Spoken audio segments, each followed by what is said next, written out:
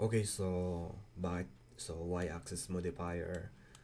So bakit natin gagamitin yung axis modifier? So ito yung meaning, so explanation. So to control the visibility of class member, so the security level of each individual class and the member. So ito yung to achieve encapsulation. So encapsulation, so which is the process of making sure that sensitive data is hidden from the user. This is done by declaring field as private. So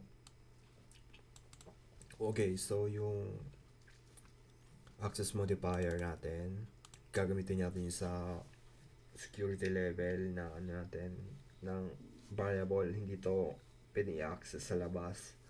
So pag ito mababasa nyo sa lahat ng libro o sa ibang tutorial, encapsulation.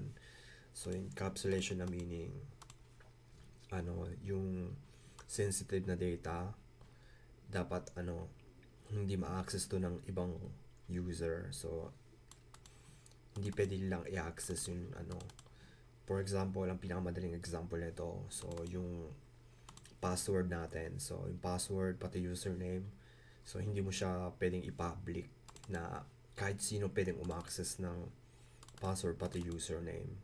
O yung database dapat siya private kasi hindi ka pwedeng uma-access sa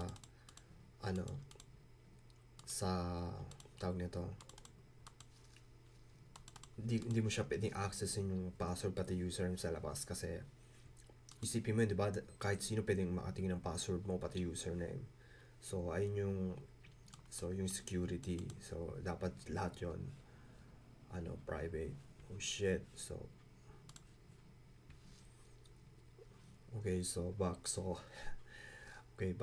tayo sa tutorial. So okay, so yung example naman yung default. So yung default natin, kahit hindi natin siya i-declare ng public or private, yung default nyo ito yung sa program language sa C#, private siya. So pag in-access natin to na hindi natin dineclare na public, default niya private. So protected na siya agad kahit makalimutan natin.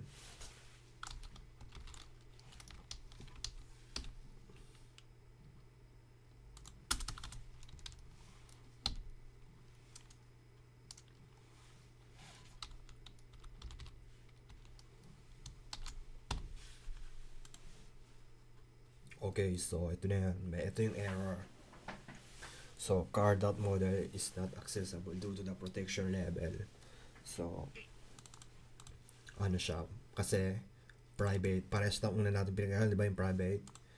Hindi natin siya pwede i-access dito sa labas ng so dito lang natin siya pwede i-access yung itong variable natin. So ayun, so okay na access, hindi natin pag-aaralan yung protected internal. So pares lang ng yung protected sa inheritance, so in external sa assembly. So doon na tayo sa next nating chapter. So properties na tayo.